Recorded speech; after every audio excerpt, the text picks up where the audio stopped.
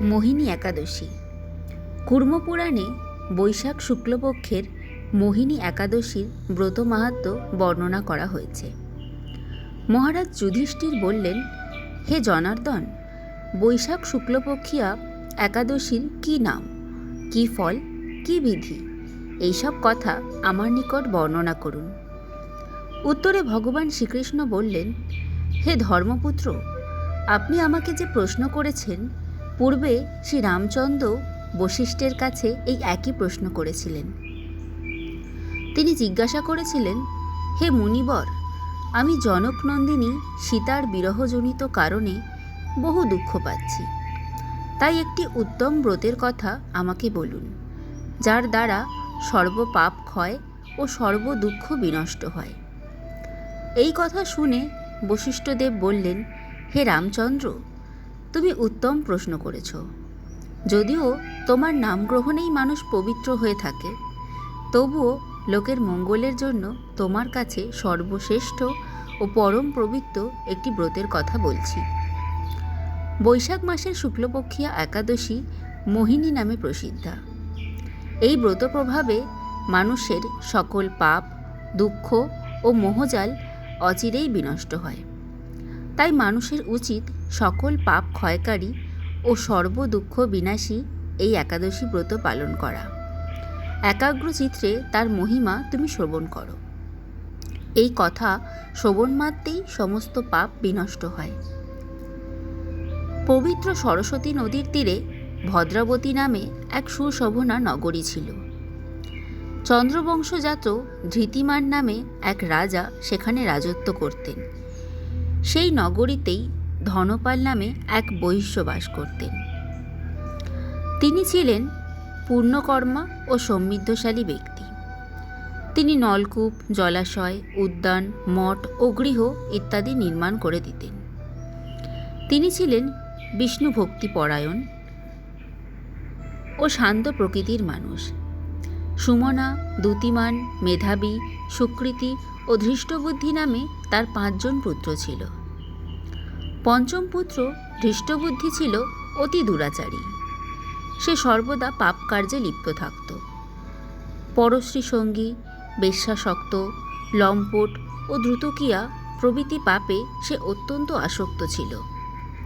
দেবতা, ব্রাহ্মণ ও পিতামাতার সেবায় তার একেবারেই মতি ছিল না।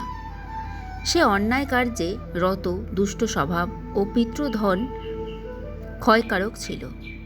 সবসময় সে অভক্ষ ভক্ষণ ও সুরাপানে মত্ত থাকত। পিতা ধনপাল একদিন পথ চলছিলেন। হঠাৎ তিনি দেখতে পেলেন ধৃষ্টবুদ্ধি এক বেশ্যার গলায় হাত রেখে নিঃসংকোচে ঘুরে বেড়াচ্ছে। তার নির্লজ্জ পুত্রকে এইভাবে চৌরাস্তায় ভ্রমণ করতে দেখে তিনি অত্যন্ত মর্মাহত হলেন।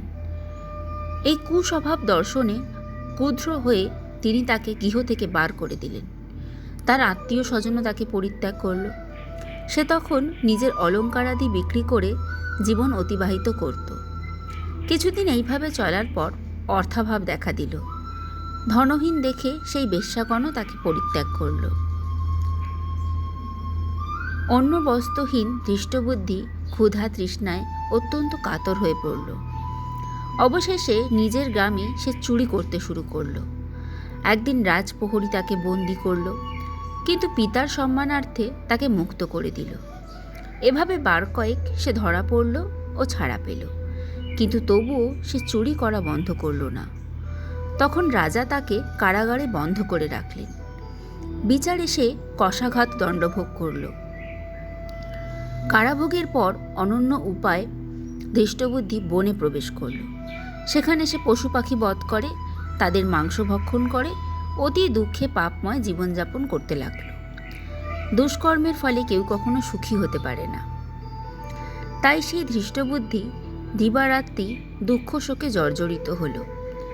এইভাবে অনেক দিন অতিবাহিত হল। কোনো পুণ্যফলে সহসা একদিন সে কৌণ্ডিল্য ঋষির আশ্রমে উপস্থিত হল। বৈশাখ মাসে ঋষিবর গঙ্গা স্নান করে আশ্রমের দিকে প্রত্যাবর্তন করছিলেন। শোকাকুল ধৃষ্টবুদ্ধি তার সম্মুখে উপস্থিত হল। ঘটনাক্রমে ঋষির বস্ত্র হতে এক বিন্দু জল তার গায়ে পড়ল। সেই জলস্পর্শে তার সমস্ত পাপ দূর হলো। হঠাৎ তার শুভবুদ্ধির উদয় হলো। ঋষির সামনে সে গীতাঞ্জলি পুটে প্রার্থনা করতে লাগলো, হে ঋষিশ্রেষ্ঠ, যে পূর্ণ প্রভাবে আমি এই ভীষণ দুঃখ যন্ত্রণা থেকে মুক্তি লাভ করতে পারি তা কৃপা করে আমাকে বলুন। ঋষিবর বললেন, বৈশাখ মাসের শুক্লপক্ষে মোহিনী নামে যে প্রসিদ্ধ একাদশী আছে, তুমি সেই ব্রত পালন করো। এই ব্রতের ফলে মানুষের বহু জন্মার্জিত পর্বত পরিমাণ পাপরাশিও ক্ষয় হয়ে থাকে। মহামুনি বশিষ্ঠ বললেন, কৌণ্ডিন্য ঋষির উপদেশ শ্রবণ করে প্রসন্ন চিত্রে ধৃষ্টবুদ্ধি সেই ব্রত পালন করল। হে মহারাজ রামচন্দ্র, এই ব্রত পালনে সে নিষ্পাপ হল, দিব্য দেহ লাভ করল। অবশেষে গরুড়ে আরোহণ করে সকল প্রকার উপদ্রবহীন বৈকুণ্ঠ ধামে গমন করল। হে রাজন, ত্রিলোকে মোহিনী ব্রত থেকে আর শ্রেষ্ঠ ব্রত নেই। যজ্ঞ, তীর্থদান, তীর্থস্থান, দান ইত্যাদি কোনো পুণ্যকর্মই এই ব্রতের সমান নয়। এই ব্রত কথার শ্রবণ কীর্তনে সহস্র প্রদানের ফল লাভ হয়।